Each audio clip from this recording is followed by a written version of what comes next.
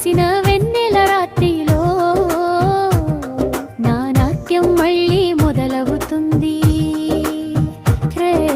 నాట్యం మళ్ళీ మొదలవుతుంది.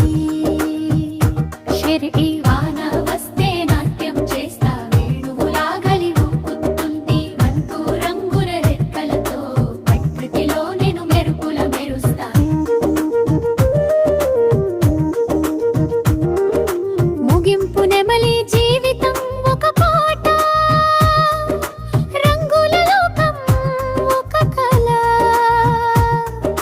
ప్రకృతిని చూసి నేర్చుకో, ప్రతిరోజు ఒక కొత్త చిలిపి నాట్యం.